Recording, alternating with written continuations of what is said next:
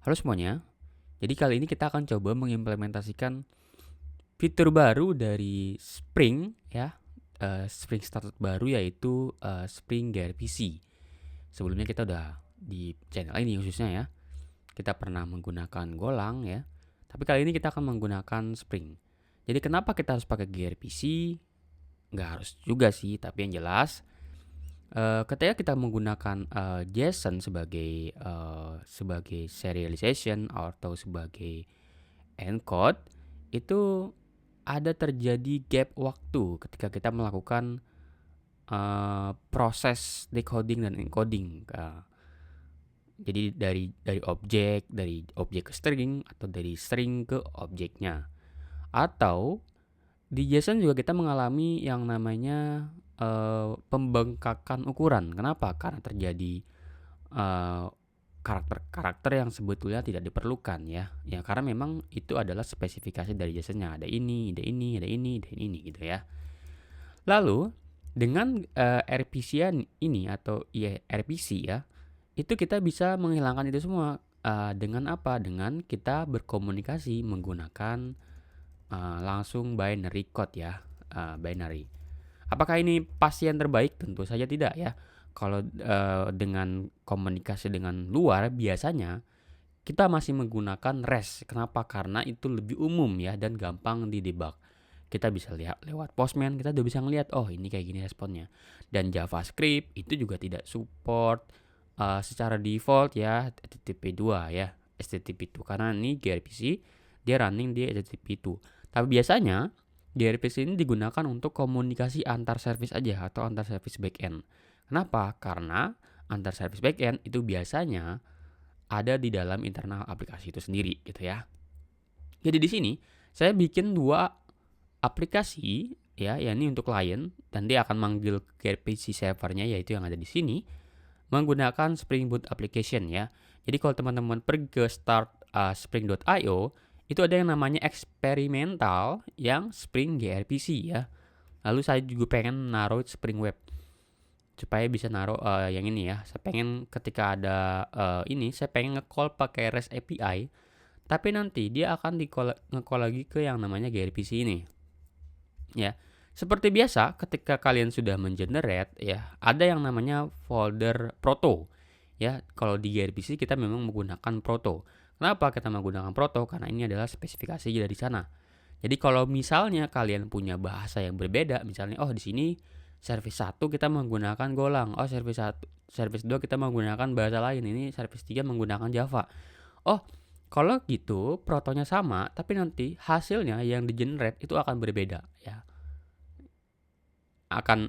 Dia akan mengeneratkan ya dari proto compilernya, protok ya, dia akan mengeneratkan kode-kode ini untuk Java, ini untuk Golang, ini untuk bahasa lain gitu ya. Nah, jadi nanti di sini tinggal bikin aja file namanya adalah misalnya apa ya? Transfer.proto gitu ya. Nah, ini. Jadi hasilnya seperti ini. Lalu kita misalnya sintaks gini ya. Kita pengen mendefinisikan proto 3. Sebetulnya sederhana sekali teman-teman ya. Kita cukup membuat message ya. Message ini seperti DTO ya. DTO yang kita sepakati. Kenapa kita membuat seperti ini? Karena gRPC atau RPC itu dia contact first. Apa artinya contact first? Artinya kita mendefinisikan kontrak dulu baru kita mengimplementasikan. Misalnya kita pengen bikin service 1 yang mana dipanggilnya itu requestnya itu balance jangan request 1 yaitu transfer gitu ya misalnya. Yang mana kita ketika mau melakukan transfer yang kita butuhkan adalah destination of fund atau DOF dan source of fund yaitu pengirimnya siapa. Nah, jadi seperti itu. Keluarnya apa? Keluarnya adalah success atau failed. Jadi seperti itu. Jadi itulah definition dari contact first.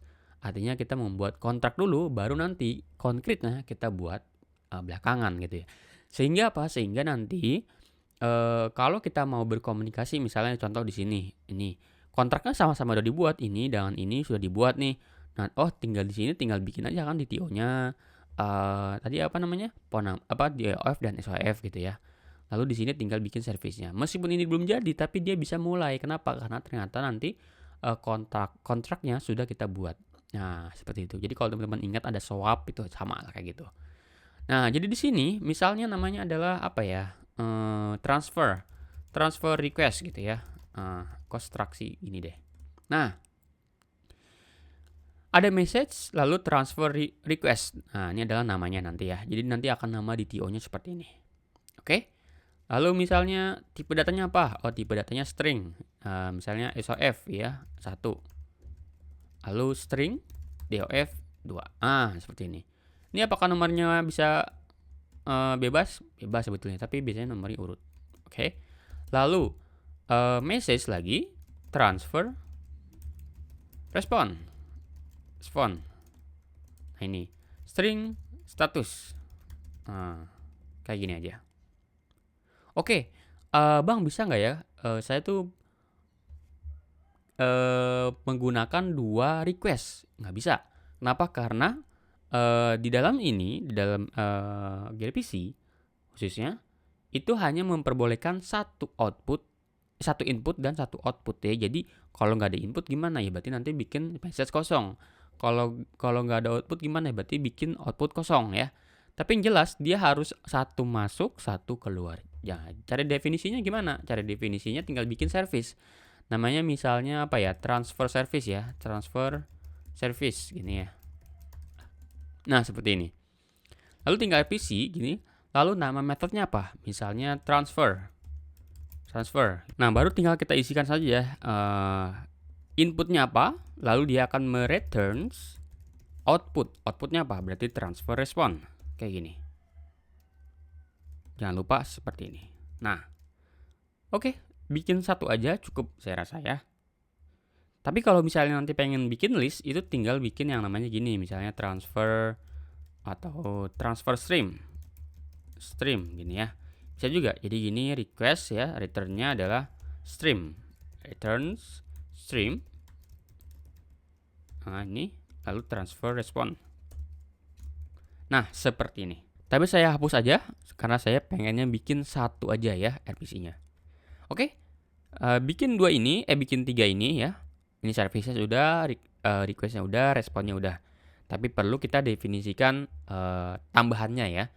Jadi kalau misalnya bahasa lain biasanya ya mungkin pakai Golang berarti ada option lain ya. Misalnya di sini ada Go package ya. Kalau di Java berarti Java package ya.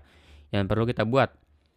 Misalnya nama Java package-nya di sini id learn grpc demo ya di sini ya. Nah, ini. Nah, saya buatnya kayak gini. Lalu bikin opsi lagi nih yaitu Java multi file ya. True. Lalu di sini bikin lagi misalnya option Java outer class name. Nanti dia akan jadi class name-nya namanya apa? Misalnya transfer proto. Gini. Oke. Sudah jadi, tinggal diapain? Tinggal di build aja. Jadi kalau pakai Gradle, ini kan kita pakai Gradle ya, di build ada yang namanya build di sini. Nah, ini. Kita nggak perlu mikirin jadinya. Kalau di Golang saya tuh harus mikirin, oh ini apa ya nama sintaknya untuk ngejalanin protoknya ya. Protoknya untuk convert ini menjadi bahasa Go. Tapi di sini dia langsung di generate ya. Jadi kalau teman-teman lihat di build, lihat ada yang namanya generated di sources di sini. Ada yang namanya ini nih. Lihat ya. Ada yang namanya ini langsung transfer service gRPC ya. Di sini lihat namanya nih. Lihat ya.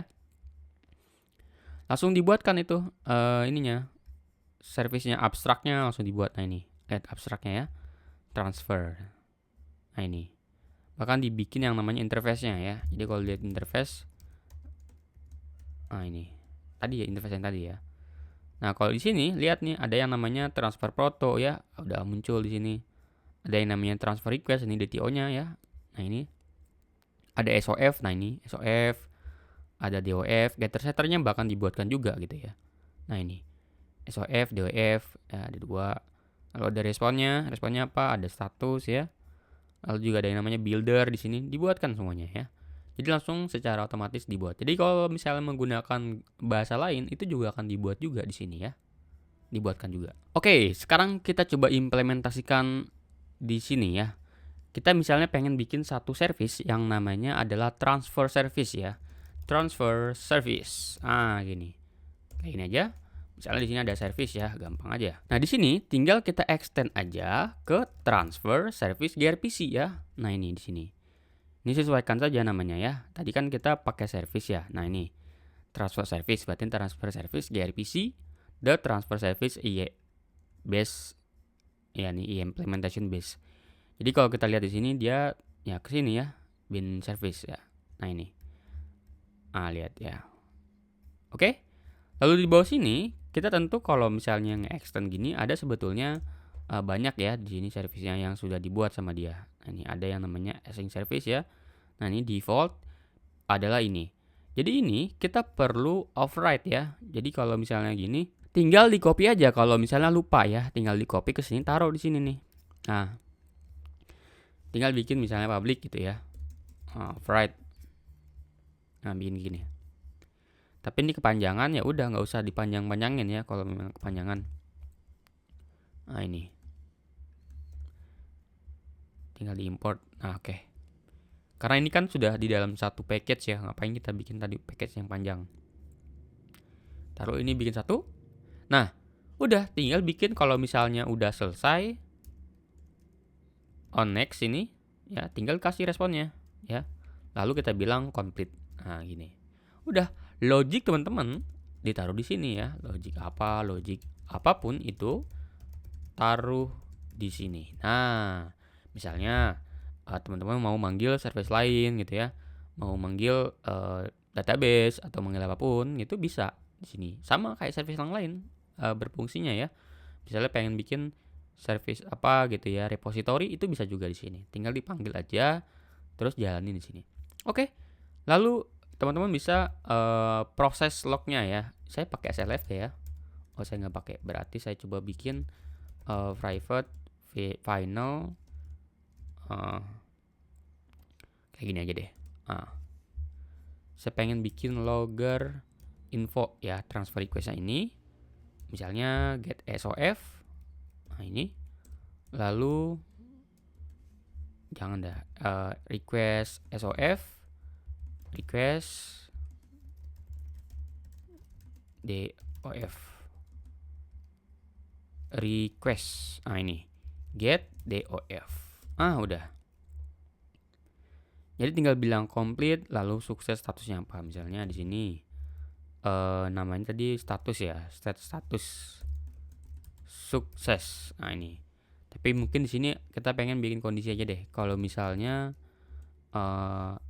get SOF sama DOF-nya sama ya, mungkin kita kirim statusnya bukan gitu ya. Statusnya mungkin kita bikin gini aja. Nih. Misalnya bikin error gini ya. Error. Nah, udah. Selesai sudah. Udah tinggal dijalanin aja ya, tinggal dijalanin. Misalnya di sini saya pengen pakai yang namanya application boot run ya. Oke. Nah, terus tesnya gimana, Bang? Tesnya itu bisa pakai Postman, teman-teman ya. Ini jadi Postman itu lebih sekarang tuh udah canggih banget. Jadi tinggal pakai misalnya di sini mana ya? Add bukan kayaknya di sini deh. Oh, ini new. Ada yang namanya gRPC ya, teman-teman. Nah, ini tinggal kita import aja metadatanya ya. Ini definition. Nah, ini saya bisa pakai import proto ya, tinggal pilih filenya. Nah ini transfer proto. Nah, di sini langsung muncul. Nah, metodenya apa? Transfer service transfer ya. Kalau misalnya teman-teman nggak mau pakai ini, itu juga bisa yang namanya gRP curl ya, gRP curl namanya. gRP curl. Nah, ini. Oke, tinggal bilang aja kita pengen ke localhost 8080 ya, karena ini pakai Spring jadi otomatis ke 8080. Lalu message-nya apa? Ini mungkin sama aja ya, dibikin kayak gini misalnya SOF-nya apa? Misalnya 123, DOF-nya apa? 456 ya. Ini terlihat seperti JSON biasa, padahal nanti ketika komunikasi itu dia nggak menggunakan JSON ya. Ini cuman dari si Postman-nya aja biar kita ngerti apa yang dibuat. Nah, udah statusnya sukses ya di sini lihat application /gRPC ya value-nya. Nah, responnya seperti JSON biasa padahal bukan. Nah, lihat sini. Ada respon dari gRPC-nya itu 0 ya. Itu artinya sukses. Kalau misalnya nggak ini, itu 0 juga nih. Ini 0 juga. Ya, karena kita bilangnya sukses. Tapi kalau misalnya di sini throw error, misalnya request get SOF equals to ini empty. Nah, ini get solve, kita bikin throw runtime exception ya. Kayak gini aja. Coba, dia akan error teman-teman ya. Di sini dia nggak akan satu responnya. Coba kita invoke. Nah, akan error kayak gini. 13 internal. Ya, kayak gini. gRPC statusnya 2. Lalu message-nya kayak gini. Nah, kayak gitulah. Terus gimana caranya kita pakai di sini gRPC demo ya? Caranya gampang ya, tinggal bikin kayak gini aja. Ini di copy aja. Nah, ini di copy aja. Masukin ke dalam sini. Nah, udah. Berarti udah jadi dong. Jadi kalau saya coba build. Nah, di sini, oke, kita pergi ke application property, kita pengen bedain kan portnya. Jadi saya udah pindahin ke server portnya 8081 untuk yang running di client sini. Tinggal kita bikin konfigurasi ya. Konfigurasi kliennya gimana? Misalnya transfer service client gini ya. Nah, ini. Kita bikin misalnya configuration ya. Configuration. Lalu di sini ada bin ya, bin. Lalu public. Nah, ini misalnya transfer service block, ini aja transfer service. Misalnya gRPC channel factory ya, channel segini aja.